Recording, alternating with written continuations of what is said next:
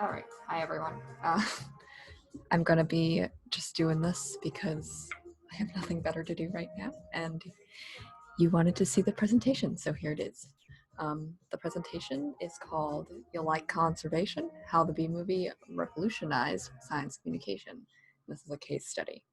I'll be applying this to my own research in just a second.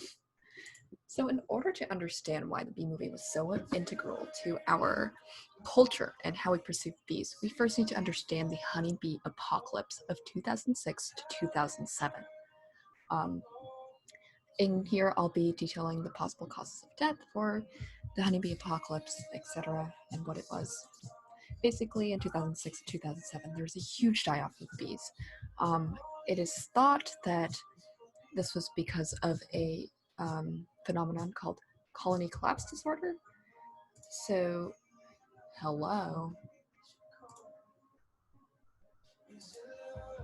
Why did it freeze like that? Okay, well, anyway, basically what happens is the worker bees will leave the queen and nurse bees behind because they die off. They just like fly out of their hive and then they never return, um, which causes the queen and nurse bees, to die of um, malnutrition, lack of food, stuff like that, because they can't fend for themselves because they're useless.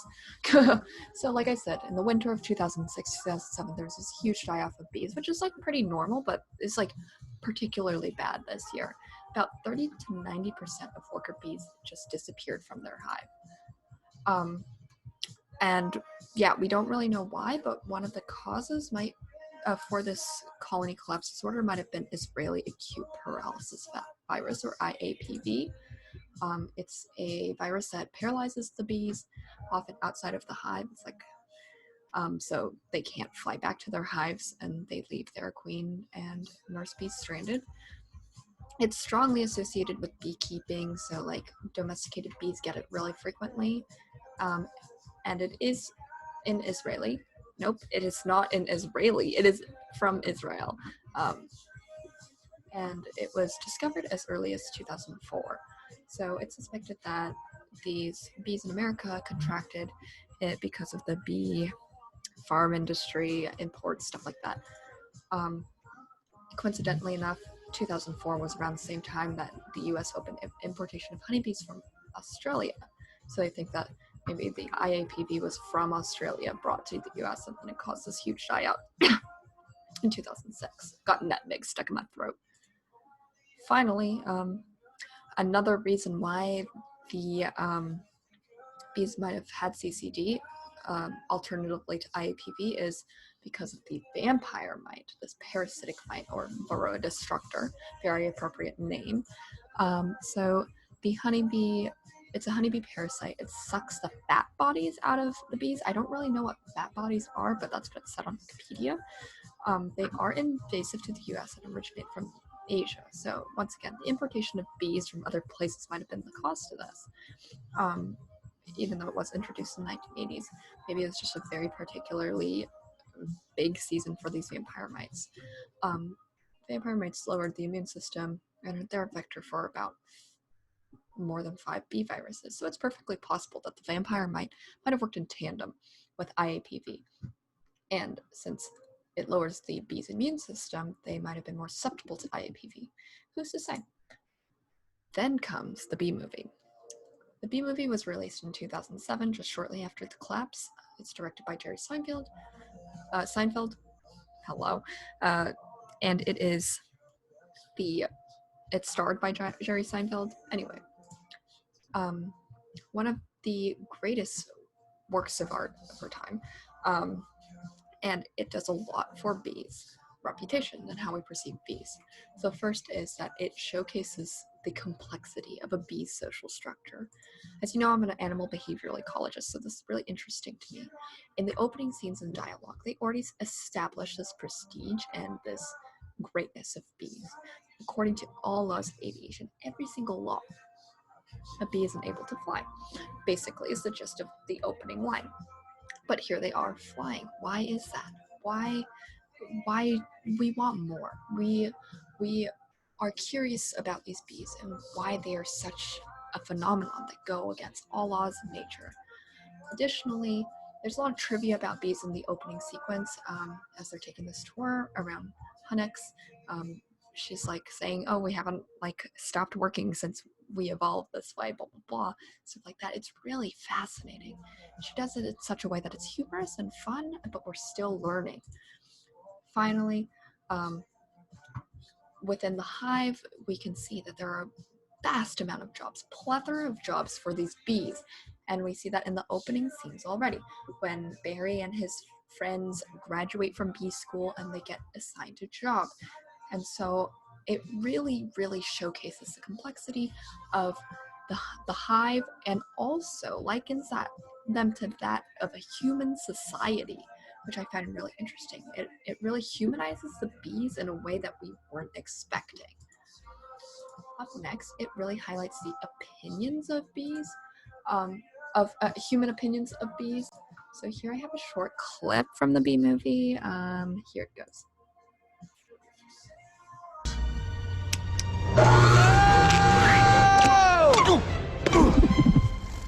There's a bee in the car! Ah! Ah! I'm driving! Hi, bee. He's back here. He's gonna sting me. Ah! Oh my God!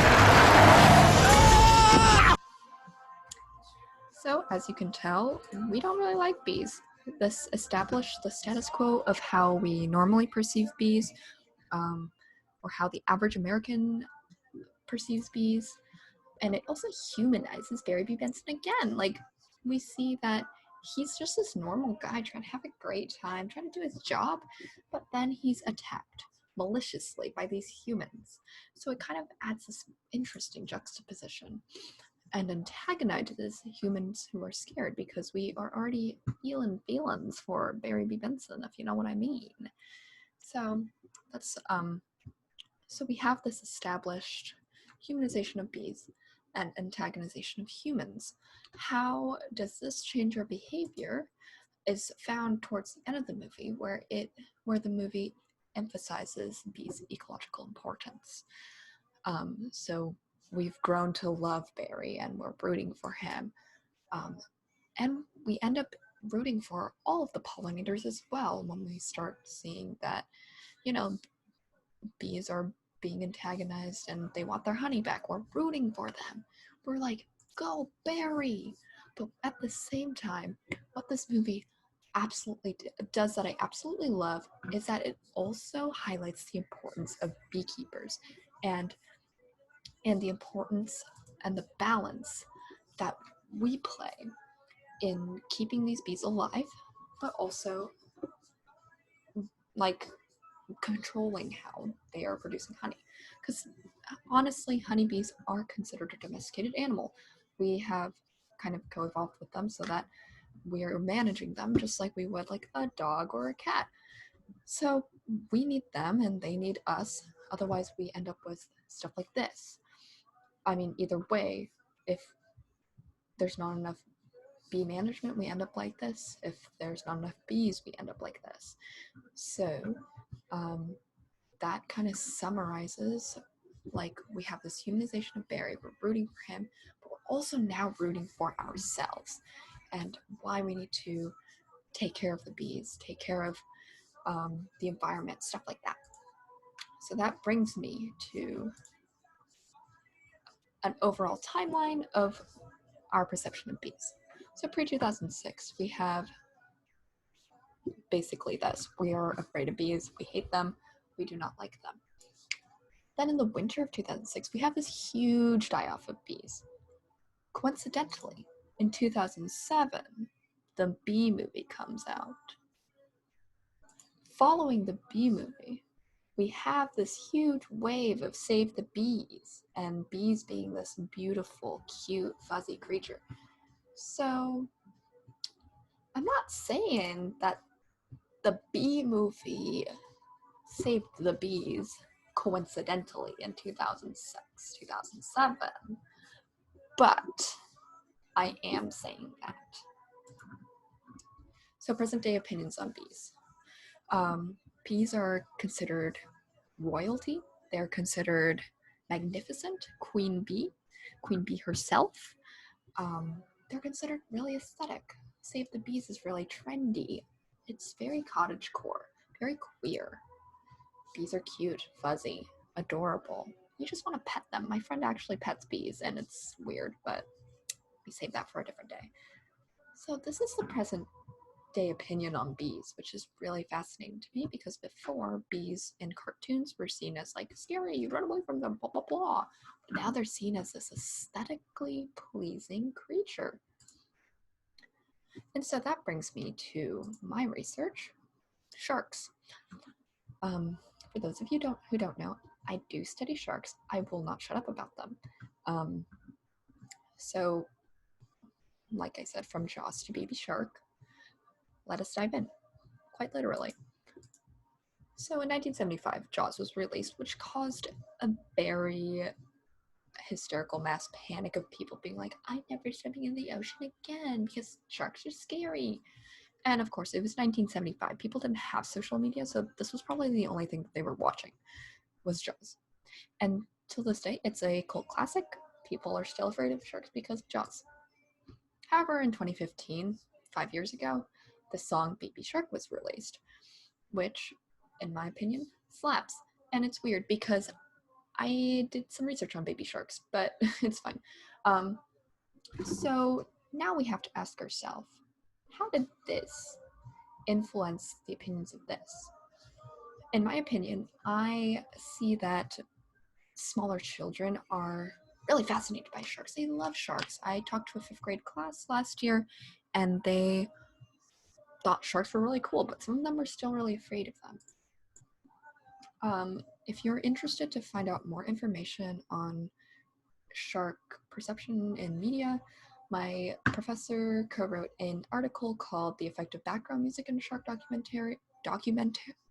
Documentaries on Viewers' Perception of Sharks. It's super interesting. He talks about scary music versus no music versus calming music and how people perceive sharks. And not plot twist, spoiler alert, there is an effect. So let's look at the similar trend that sharks have with bees. Sharks are now considered to be really cute, especially in the queer community. I feel like the queer community drives a lot of the perceptions of animals. They're considered really aesthetic. Look at these nice looking men swimming with the sharks. They look cool. But how does this apply to conservation? Basically, I think I am proposing that the sharks should have their own version of the bee movie. Because as we saw, the bee movie was so influential that it changed many people's opinions on bees. So I think that we should have the same thing happen in mainstream media.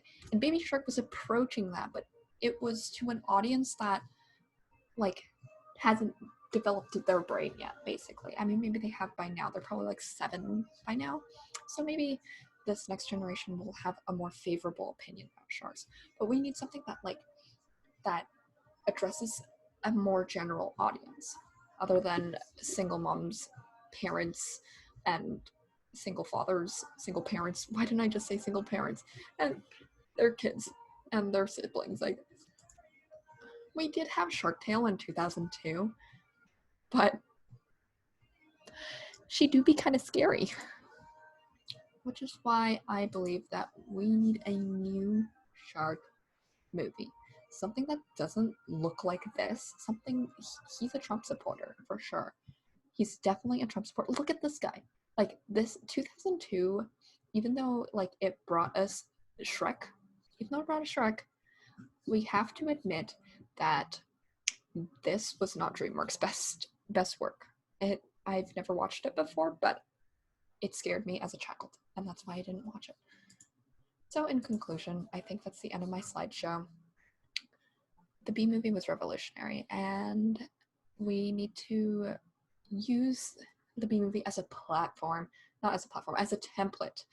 for further conservation of other species like sharks. And that's all I have for today. Thank you, folks. How do I stop this?